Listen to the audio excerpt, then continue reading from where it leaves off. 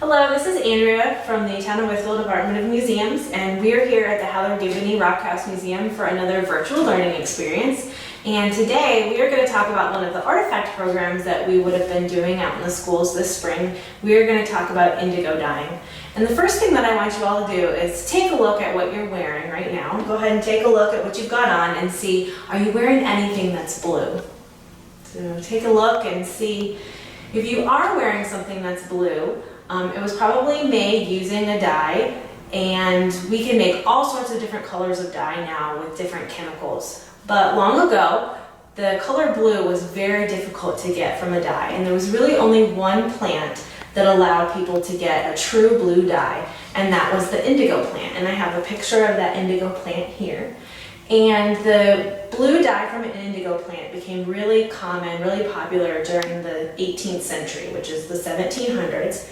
And indigo actually came all the way from India, and then from Africa, and then also then into the Caribbean islands. And the practices to make indigo dye were actually brought to the colonies by enslaved Africans. And the process of growing and harvesting and making dye from indigo is very complicated from beginning to end. First of all, indigo needs very specific conditions to grow, and it really thrives in hot, moist climates, which is why it does so well in places like the Caribbean islands. And in the 1700s, a woman named Eliza Lucas Pinckney, she wanted to experiment with bringing dye to the indigo to the colonies, and she was able to successfully grow indigo in South Carolina, and it really contributed to the wealth of South Carolina as a colony. And indigo was also successfully grown in Louisiana and Florida because they had those really favorable climates for growing the plant. So this is a picture of indigo growing on a plantation. It's difficult to grow because it needs certain conditions. It's also difficult to tell exactly when it's ready to be harvested. So the knowledge of some of these enslaved Africans who were living in the colonies, we really needed their knowledge to help to know how to do the harvesting. And then here's a picture of the process of turning the indigo plants into a dye. And you can see there's 3 different levels here. There are different large vats. And in the first one up here is where the leaves from the indigo plants would be placed for soaking. And they would soak for anywhere from several hours to a day. And during that soaking process, the water would turn very bright blue. So then the workers would then drain the blue water from this top vat into the second vat. And then they would have to continually stir it for hours. And that introduced a lot of oxygen into the liquid. And in a process called oxidization. And so that's what would happen in that second vat there. And then it would be drained then further into this lower vat. And then that's when workers would add a powdered limestone or powdered lime. And that would cause the sediment, or kind of the solid parts of the indigo dye, to settle at the bottom. They would drain off the water at that point and would leave just the sediment, which would then be dried and made into cakes to sell for people to use as dye. Now, because it was such a long process and the plants were so delicate, it was very valuable. People started to use indigo dye or clothes that were dyed with indigo dye as a status of wealth. And even during the American Revolution, when American currency had very little or no value at all, indigo dye was actually used as currency during that time.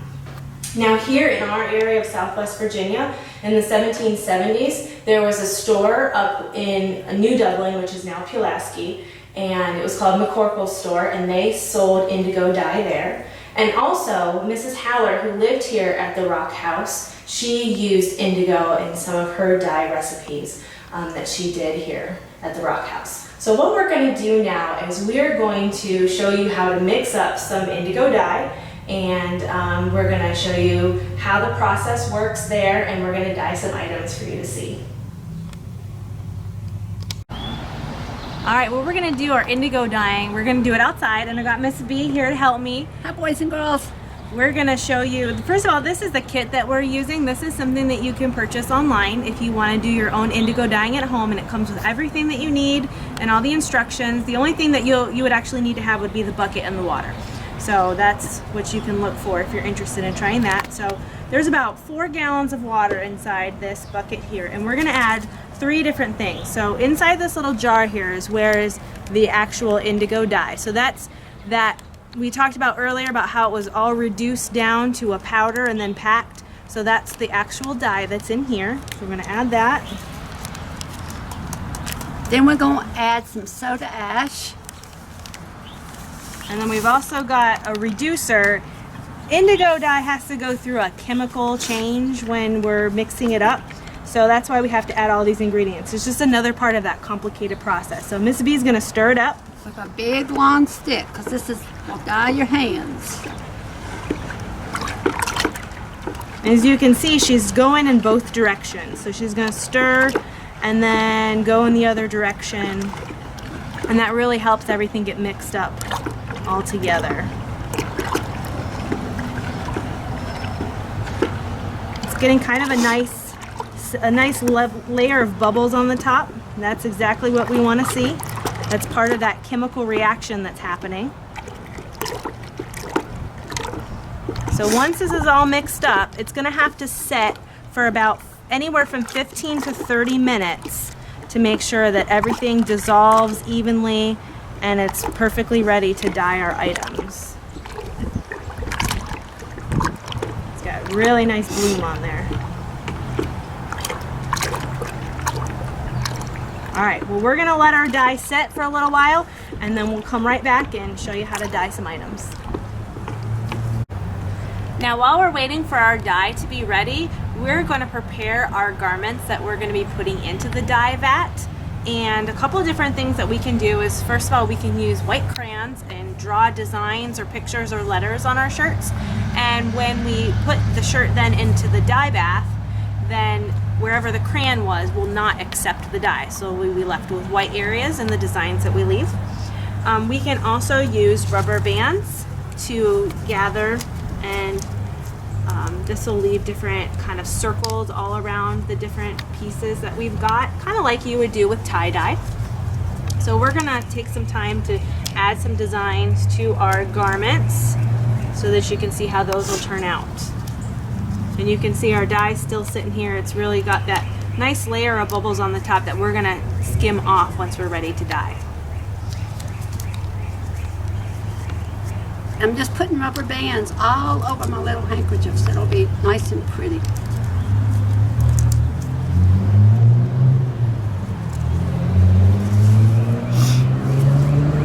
Like Andrea said, you can take the white crayon and draw circles or whatever you want to on it. It's like a color resist.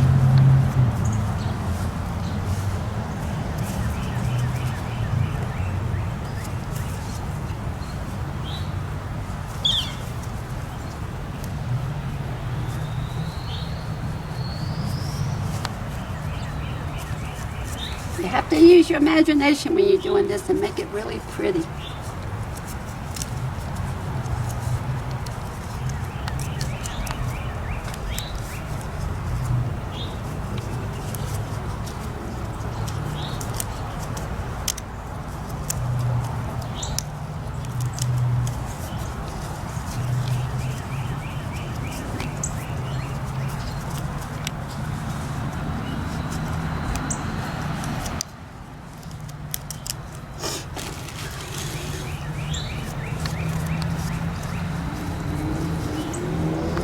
We will keep working on our shirts, and we will come back to you when we're ready to plunge them into the vat.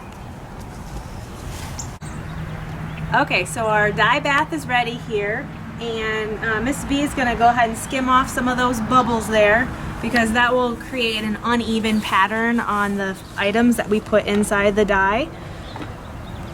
You can either skim them off or just kind of scoot them to the side, whichever is easiest. We're going to get them out here. And then this is an example of a shirt that's already been dyed with the indigo dye. So you see it's got that really nice blue color, a little bit of a tie-dye effect on this one. And we've got our different pieces here that we've prepared to put into the dye bath.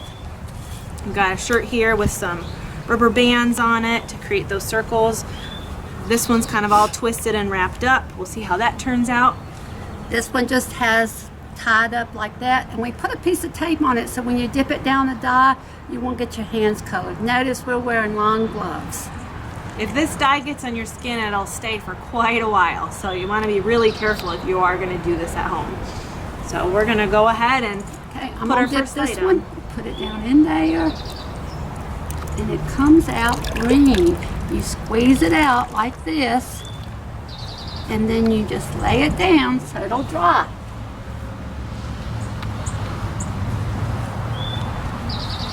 Alright, we're going to go ahead and try another shirt here. You can already see that hinky's starting to turn blue. And I'm going to squeeze this one a little bit to make sure I get out all the air bubbles.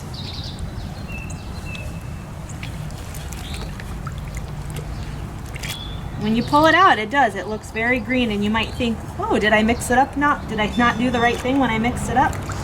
But that's how it's going to work. And then as you bring it out, the sun will change the color from that green to blue.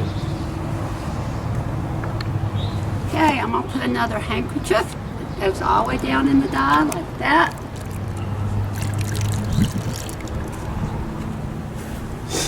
If you notice, this one is already starting to change colors.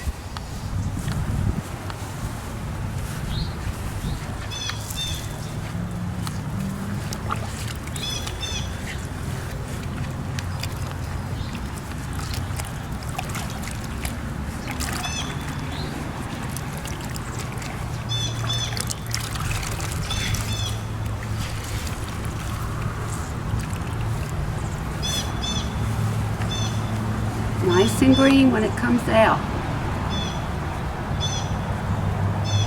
As soon as the sunshine hits it, it starts turning to indigo blue.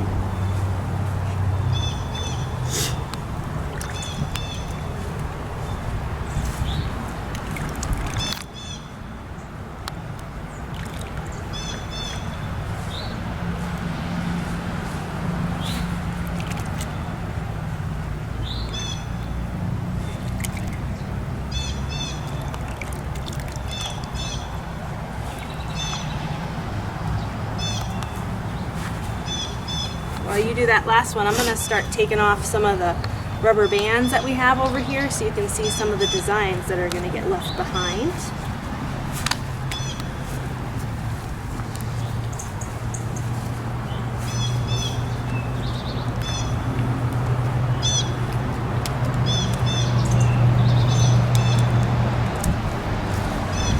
There we go. So the dye didn't get all the way in there where the rubber bands were.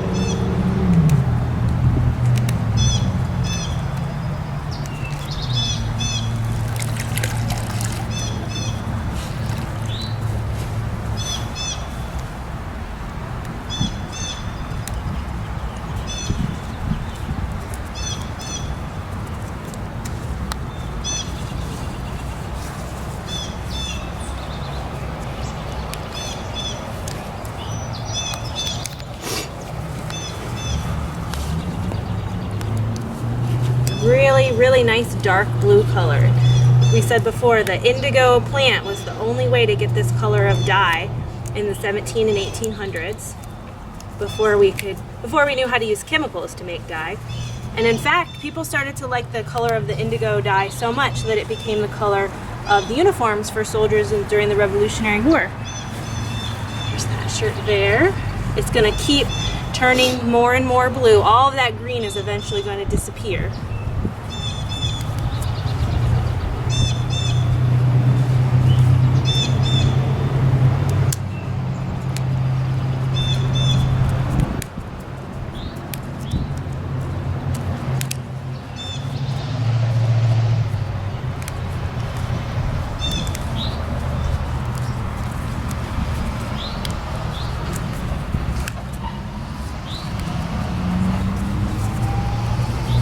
The one that was twisted.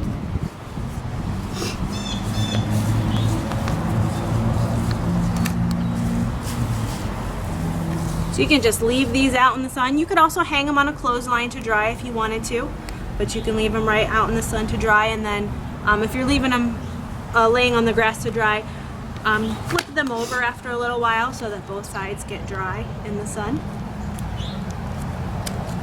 How are you doing over there, Miss B? I'm doing great. I'm curious to see what this one's going to look like. Got all the rubber bands. Whoops, there's one more. You can still see some of the green color, but as soon as it hits the sun, it'll be nice and blue. See how pretty they are?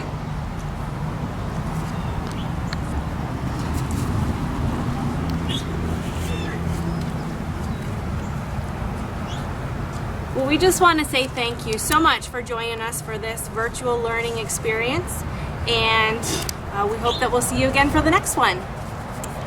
Have a good weekend.